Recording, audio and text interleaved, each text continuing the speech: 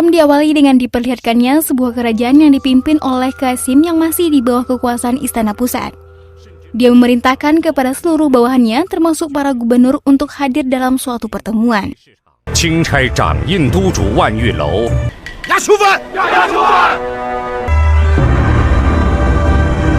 Dua orang pejabat dipanggil karena ketahuan akan mengirimkan informasi ke Istana Pusat tentang keburukan Qasim yang melakukan korupsi besar-besaran. Namun kedua orang itu tertangkap sebelum sampai ke istana. Qasim marah besar dan akan menghukumnya dengan kejam.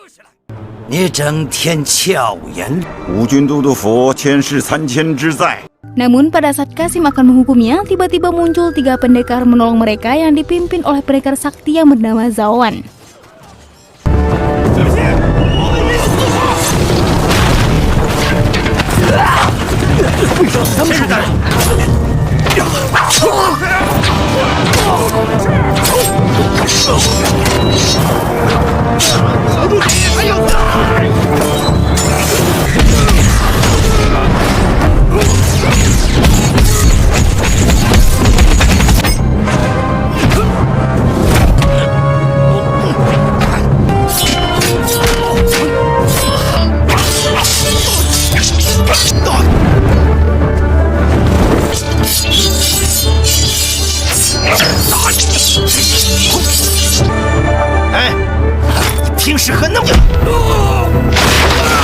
Qasim akhirnya mati.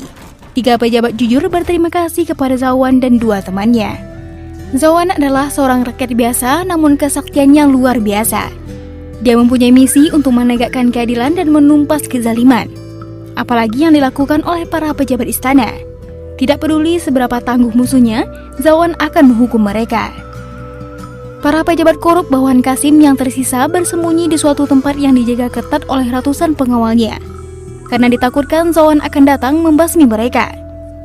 Tidak berselang lama, Qasim yang lain beserta pasukannya datang menemui para pejabat tersebut.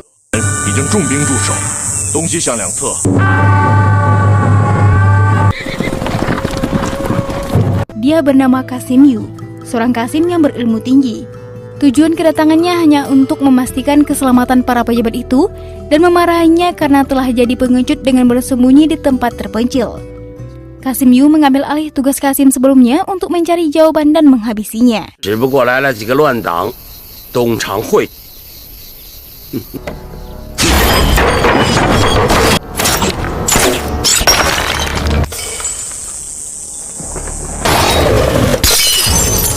Selir utama Kaisar yang diam-diam menyukai Qasim Yu memanggilnya ke istana untuk bertemu. Qasim ditugaskan untuk membantai siapapun selir yang mengandung anak raja, karena penerus kerajaan harus dari selir utama. Qasim Yu mengatakan ada salah satu selir raja yang sedang hamil melarikan diri dari istana. Dia bernama Zuyung. Jika tidak segera ditemukan maka akan jadi masalah karena dia mengandung anak raja. Qasim dan pasukannya pun dengan segera akan mencari selir tersebut.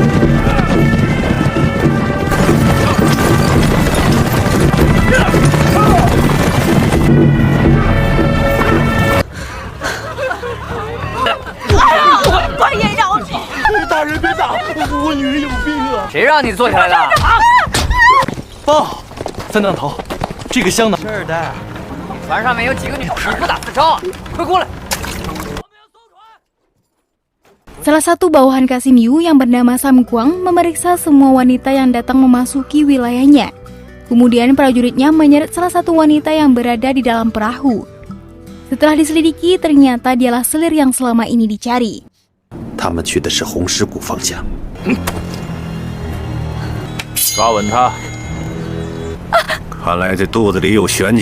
Namun pada saat akan dihabisi, muncul seorang pendekar yang bernama Gu Ying menolongnya.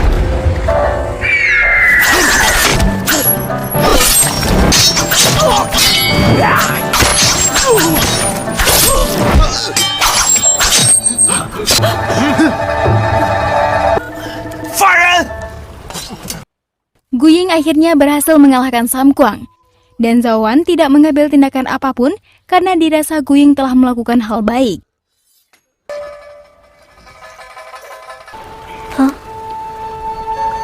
Zuyung akhirnya selamat dan mengikuti kemanapun Gu Ying pergi.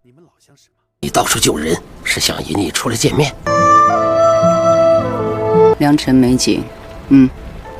大侠。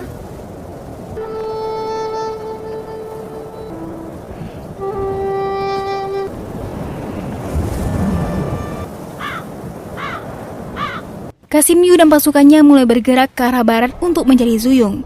Berita penyelamatan Zuyung oleh Gu Ying yang mengatasnamakan Zawan sampai ke telinga Kasim Yu. Dan tidak berselang lama, tiba-tiba Zawan dan dua rekannya menyerang Kasim Yu dan pasukannya.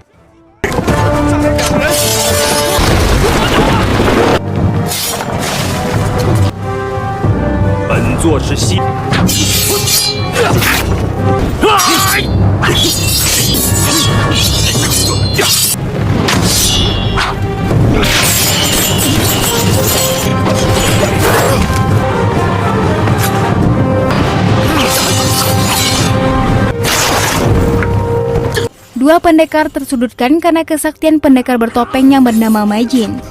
Dengan tepat waktu, Zawan muncul menolong mereka berdua. Namun pada saat akan melarikan diri, salah satu rekan Zawan mengorbankan diri menghalangi Majin yang akan menyerang. Gu Ying dan Zuyung untuk sementara aman berada di tempat terpencil. Pada saat mereka sedang bersantai, tiba-tiba muncul jutaan burung gagak terbang seolah-olah mengetahui sesuatu akan terjadi. Hingga jutaan burung itu berpindah tempat. Mereka berdua pun dengan segera mencari tempat berlindung.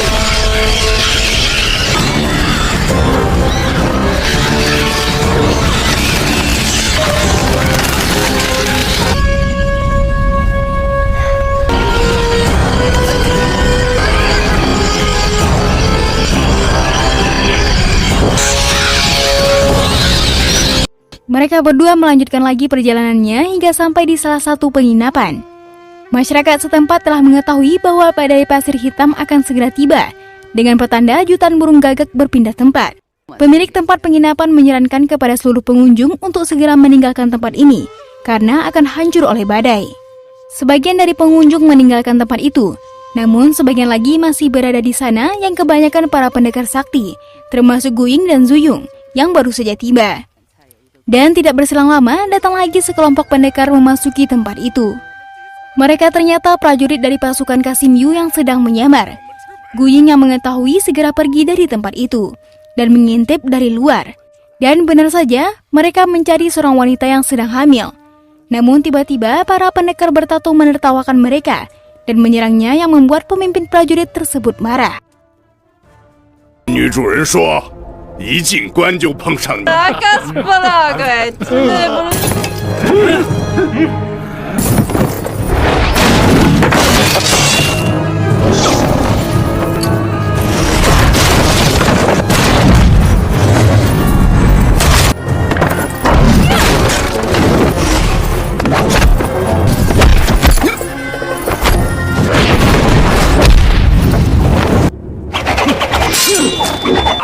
他刚才只是跟我过两招。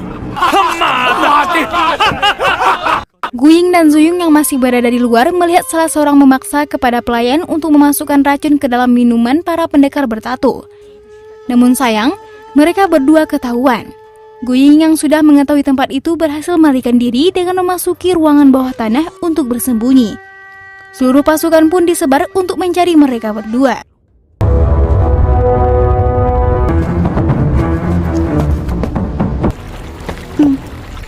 如果是这儿的老板娘，熟悉这个地方，你是不是来过好多次啊？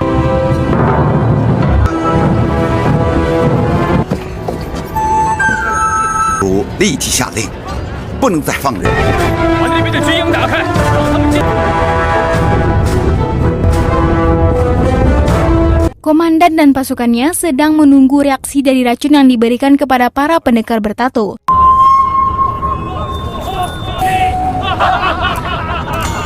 Namun setelah sekian lama menunggu, racun tersebut belum juga bereaksi.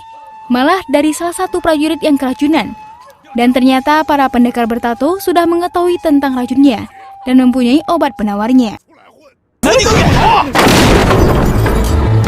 Pada saat pertarungan akan terjadi, tiba-tiba muncul dua pendekar memasuki tempat itu. Satu wanita dan satu orang pria. Namun ada yang mengejutkan dari wajah pria itu, mirip sekali dengan Kasim Yu. Sang komandan menugaskan satu prajuritnya untuk memastikan Kasim Yu ada di kediamannya, yang tidak jauh dari tempat itu. untuk memastikan apakah orang di hadapannya asli atau hanya mirip saja. 过来，喝了他！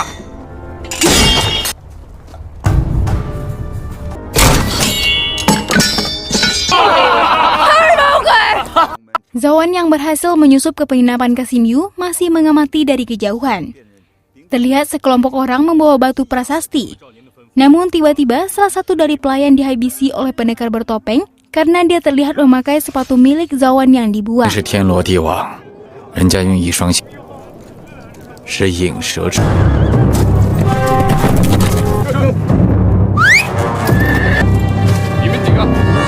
Kasim Yu memerintahkan semua pasukan untuk menggeledah seluruh tempat penginapan. Utusan komandan untuk melihat kebenaran Kasim Yu telah tiba. Dia menyampaikan bahwa ada orang yang sangat mirip dengannya. Dengan keberadaan Kasim Yu yang masih ada di tempatnya, berarti orang yang di penginapan itu adalah palsu. Lalu dia pun segera pergi untuk memberitahu komandannya. 老大，认齐了。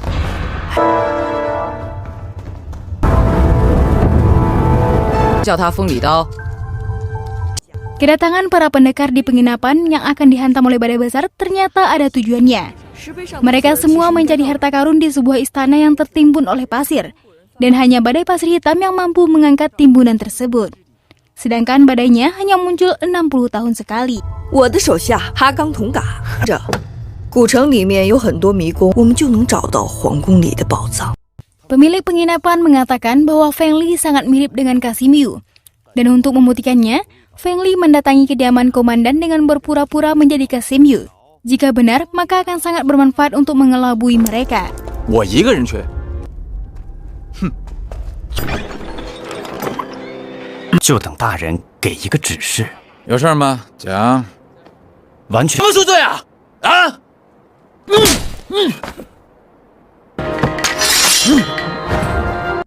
Pada saat mereka masih membicarakan rencananya dan membicarakan tentang ruang bawah tanah, tiba-tiba Zuyung terpeleset yang sontak saja membuat mereka semua langsung mengejar sumber suara tersebut.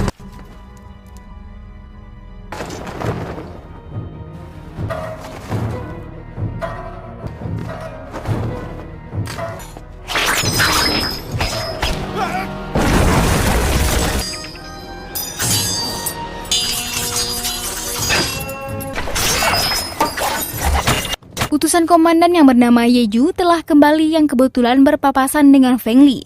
Zawan yang mengetahui hal tersebut segera menyelamatkan Feng Li karena penyamarannya telah terbongkar.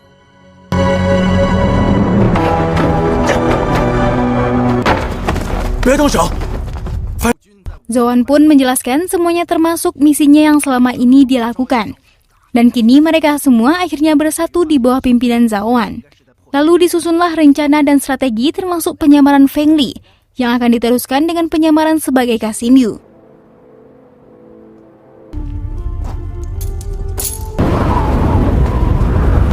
Zawan berhasil mengelabui mereka dengan berpura-pura penginapan terbakar yang diakibatkan perkelahian para pendekar bertato. Salah satu prajurit membenarkan kejadian tersebut hingga mereka semua keluar dari penginapan. Padahal itu semua hanya jebakan saja, supaya perlengkapan baju kerajaan bisa dicuri untuk siasat selanjutnya. Dengan gerak cepat, Feng Li dan pasukannya memakai baju kerajaan yang dicuri, lalu mendatangi komandan dan pasukannya.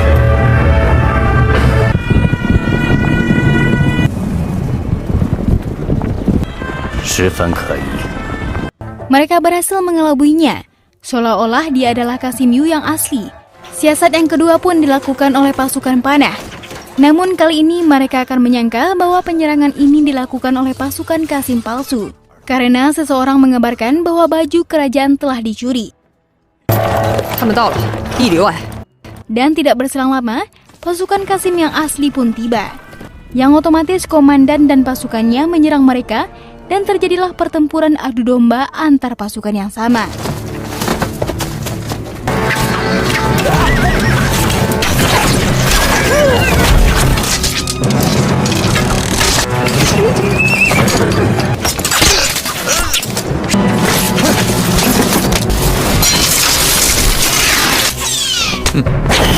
Setelah terlihat pasukan dari dua kelompok mulai berkurang, kini saatnya Zawan dan pasukannya beraksi dengan rencana yang sudah disampaikan sebelumnya dan dengan pembagian tugasnya masing-masing.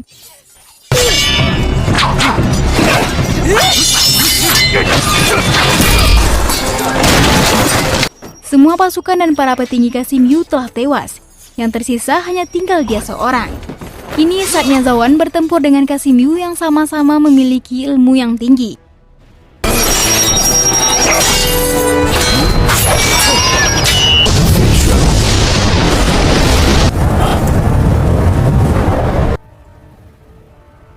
Pada saat pertarungan masih berlangsung, tiba saatnya badai yang mengerikan datang. Yang lain mulai menyelamatkan diri masing-masing. Namun Zawan bukannya menghindar, dia malah menantang Qasim untuk duel di tengah badai yang sedang murka.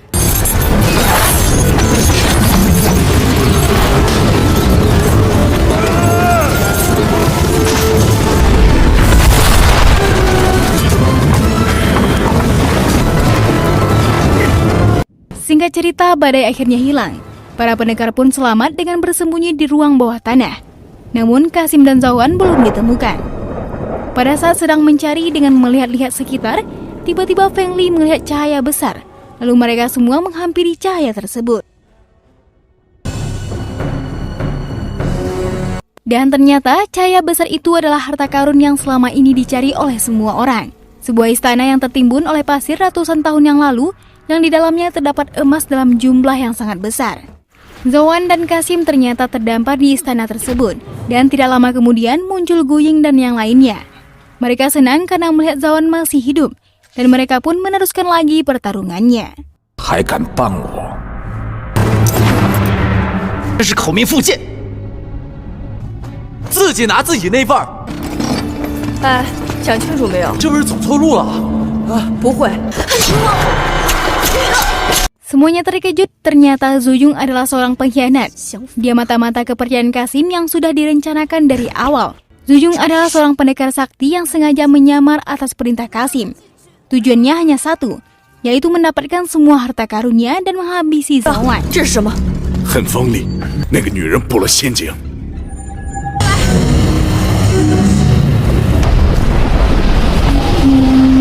Badai besar yang kedua sudah mulai terlihat, sedangkan Zawan dan rekannya masih di dalam istana. Lalu dia dan rekannya naik untuk keluar dari istana, namun dikejar oleh Qasim dan Zhu Yong dan terjadilah pertarungan lagi.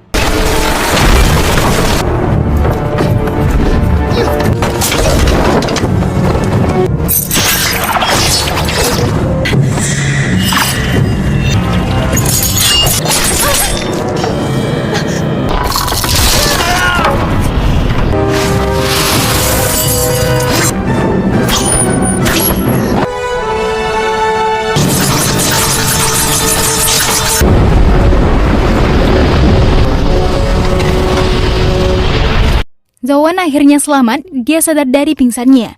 Lalu Zawan menanyakan keadaan dan keberadaan Gu Ying yang sudah pergi meninggalkan Zawan. Zawan pun pergi dengan segera untuk mencari Gu Ying. Dan film pun berakhir.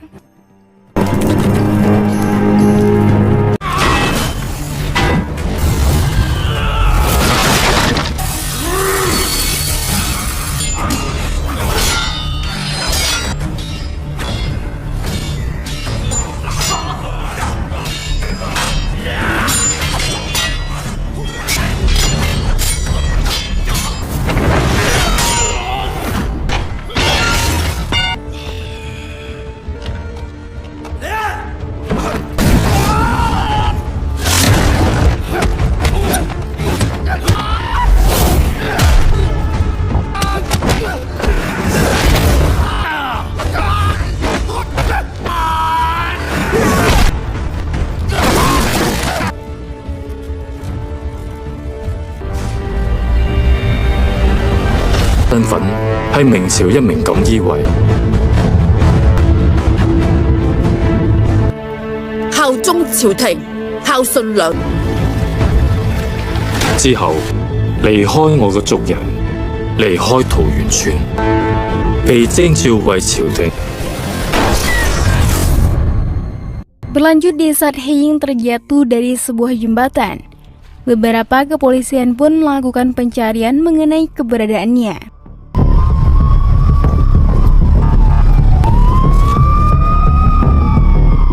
Dan dengan cara tersebut, usaha mereka membuahkan hasil. Setelah menemukan He Ying dalam keadaan selamat, Mereka pun membawanya ke rumah sakit di mana Tuan Jung yang memiliki nama asli Yuan Long menemui Heiying di sana, sekaligus mengajak Neihu untuk tinggal bersama.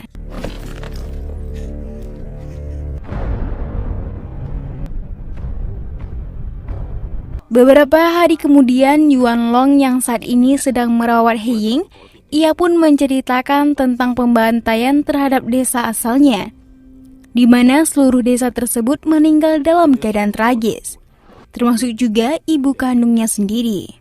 Mendengar hal itu, Heiying berniat ingin kembali ke masa dinasti Ming dengan memanfaatkan waktu roda emas. Sebelum itu, ia pun bertemu dengan Xiao dengan tujuan hanya untuk berterima kasih sekaligus ingin mengucapkan salam perpisahan. 我係嚟趙明。其實呢段時間，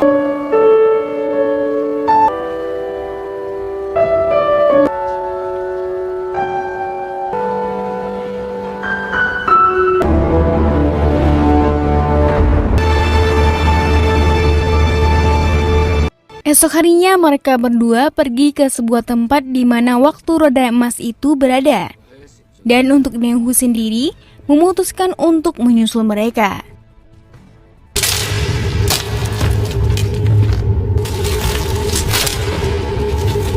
Dalam pencarian tersebut, mereka menemukan benda itu yang kemudian Yuan Long meminta Heiying untuk segera mengaktifkan benda tersebut. Yuan Long yang sangat berkeinginan untuk kembali ke masa dinasti Ming, ia pun memaksa Heiying untuk segera melakukan yang ia inginkan. Heiying yang saat ini menolak permintaannya tersebut, ia pun mendapat ancaman dengan tertangkapnya Xiao, di mana pada sebelumnya Neihu berhasil menemukan keberadaannya. 香港警察琴日揾到阿九嘅，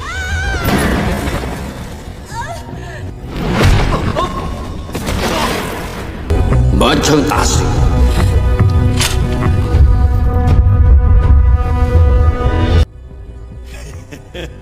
Merasa tidak ada pilihan lain, Heiying kemudian mengucapkan beberapa mantra demi memenuhi permintaan mereka berdua.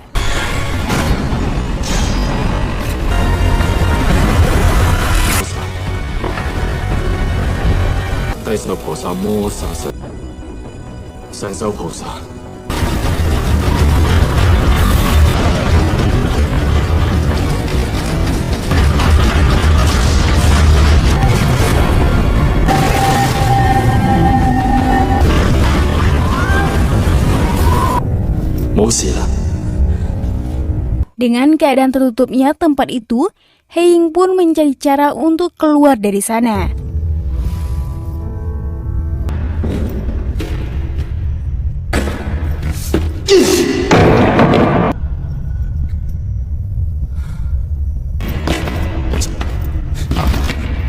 Akan tetapi, mustahil bagi dirinya untuk bisa keluar dari tempat itu.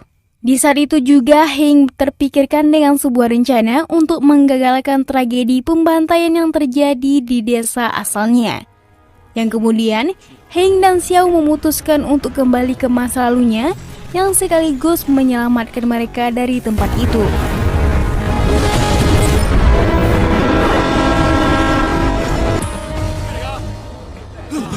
Untuk saat ini mereka berdua malah tertuju di saat masa awal terbentuknya Republik Tiongkok. Dan di saat itu pula, mereka pun tak sengaja bertemu dengan sekelompok orang Jepang yang ingin melakukan kekerasan kepada salah satu seorang penumpang di sana.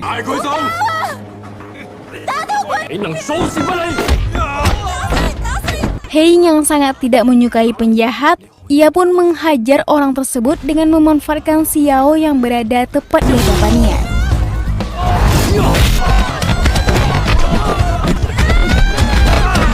Dalam aksinya tersebut, mereka berdua berhasil mengalahkan semua penjahat itu. Terlihat salah seorang korban mengucapkan terima kasih kepada Heiying dan Xiao, yang kemudian mereka kembali untuk melintasi waktu menuju masa dinasti Ming.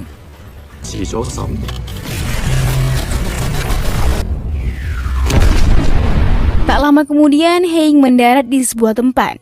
Dan di saat itu juga, ia kembali bertemu dengan biksu suci yang telah memberitahukan dirinya bagaimana cara untuk mengaktifkan waktu roda emas tersebut. Sebagai seorang yang sangat dihormati, ia pun memberikan Heying sebuah petunjuk untuk melanjutkan perjalanan selanjutnya, dengan tujuan ingin menyelamatkan desa asalnya dari sebuah pembantaian yang akan terjadi. Ia pun harus memilih salah satu dari dua jalur yang berbeda, dan untuk saat ini, ia pun memilih jalur kanan sebagai pilihan yang menurutnya adalah jalan terbaik.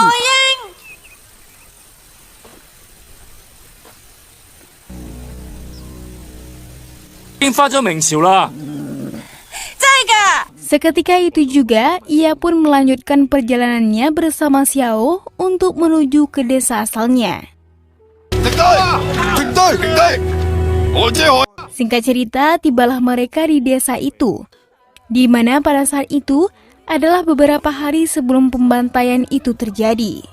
Ia pun mendapat sambutan hangat dari semua penduduk yang mana Heying sendiri telah lama menghilang kurang lebih dari 10 tahun.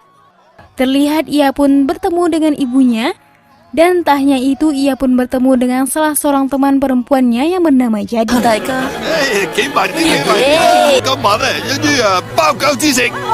Di saat itu pula semua penduduk merayakan pesta kedatangan Heying. Dan sebagai seseorang yang cukup berpengaruh, acara tersebut pun diselenggarakan dengan cukup meriah.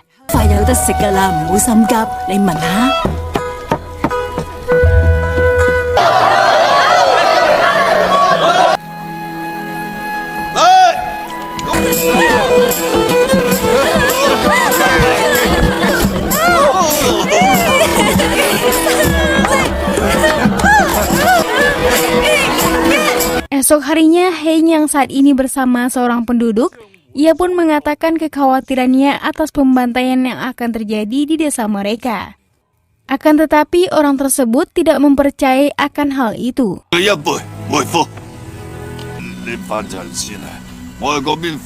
Esok harinya sebuah acara pernikahan antara penduduk di sana sedang diselenggarakan. Dan pada saat itu juga, Xiao mendatangi acara tersebut. Heying mengira bahwa Xiao yang berada di hadapannya berasal dari masa depan. Namun faktanya, Xiao sendiri berasal dari masa sekarang. Dan mereka pun berteman dengan akrab seperti biasanya.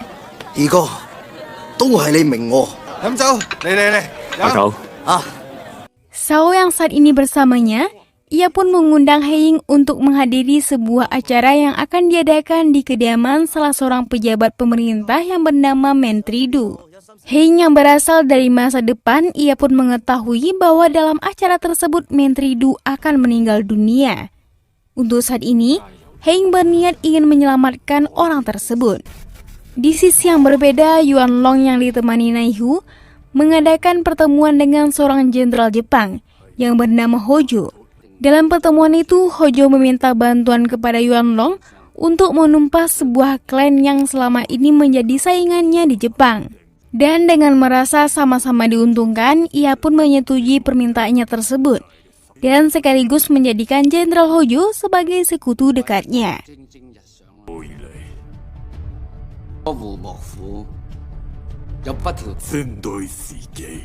Setelah itu, Yuan Long mengajak Hojo untuk bertemu dengan seorang penasihat kerajaan bernama Kasim. Dan untuk saat ini, Kasim sebagai orang tertinggi nomor 2 di kerajaan itu belum mengetahui rencana licik yang akan dilakukan oleh mereka berdua. Kembali kepada Heying yang saat ini memenuhi undangan untuk datang di acara tersebut. Ia pun memulai rencananya untuk menyelamatkan Menteri Du. Namun tak hanya itu, dalam pertemuan Heying dan Menteri Du, Yuan Long juga menemui mereka bersama dengan anak perempuan Menteri Du yang kini telah menjadi istrinya. Dalam pertemuan mereka, Menteri Du memerintahkan Heying untuk menyerahkan lingga yang saat ini berada padanya. Dan berita tersebut adalah perintah langsung dari petinggi kerajaan yang tak lain adalah Kasim. Namun Heying yang saat itu sudah mengetahui bahwa semua ini adalah rencana busuk Yuan Long. Ia pun menolak untuk memberikan benda tersebut kepadanya. Dan dengan begitu sang menteri pun memerintahkan anak buahnya untuk membunuh Heying saat itu juga. Akan tetapi dengan perintah dari sang menteri, semua anak buahnya malah membunuh Menteri Du.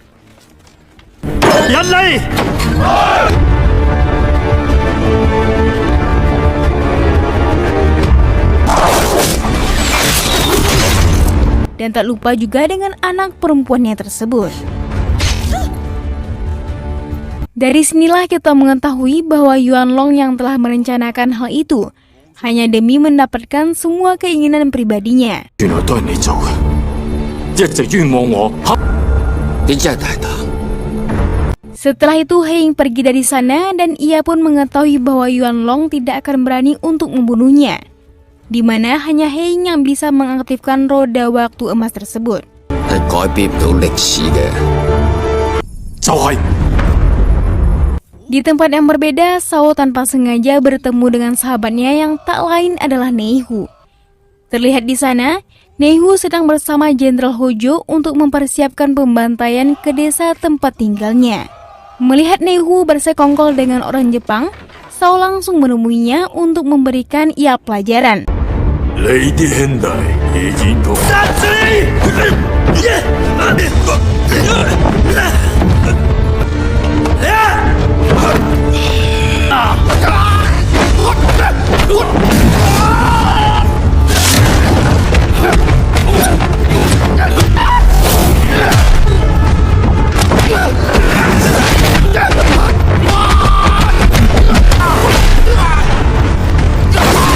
Alhasil dalam pertarungan tersebut, Sao harus tewas setelah mendapati beberapa serangan yang ia terima.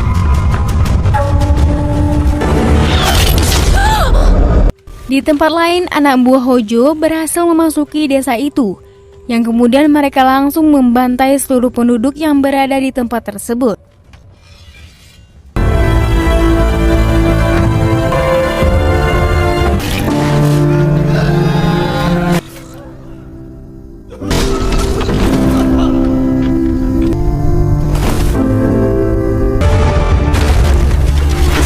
Dalam aksi mereka, anak buah Hojo berhasil menemukan lingga yang mereka cari. Setelah terjadinya pembantaian itu, Heng yang kini tiba di sana mendapati seluruh penduduk tewas dalam keadaan tragis. Begitu juga dengan ibunya yang menjadi korban atas pembantaian yang telah terjadi.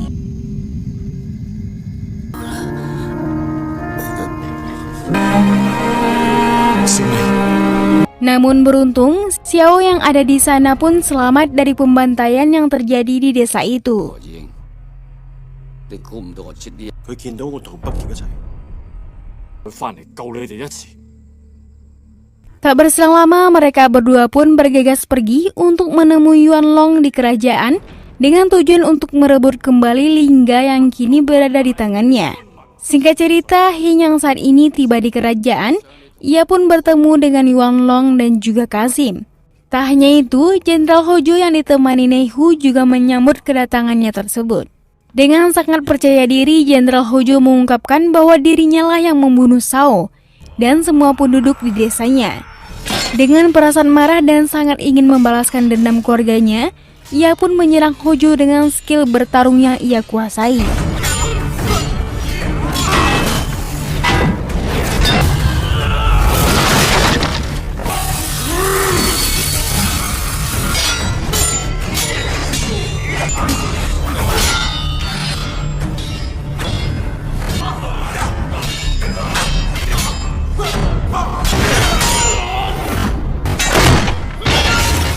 Pada akhirnya Yuan Long yang tidak sabar ingin mengaktifkan roda waktu emas tersebut.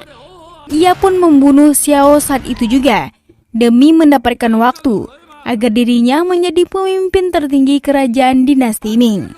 Merasa tidak ada pilihan lain, Heng harus mengaktifkan benda tersebut dengan sebuah rencana yang telah ia pikirkan.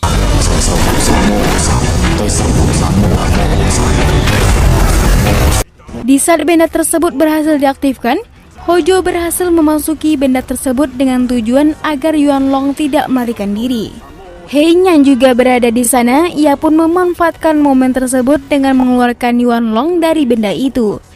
Dengan demikian, Heng masih mempunyai kesempatan untuk membereskan dendamnya kepada Hojo. Meskipun roda waktu emas tersebut membawa mereka melintasi ruang dan waktu.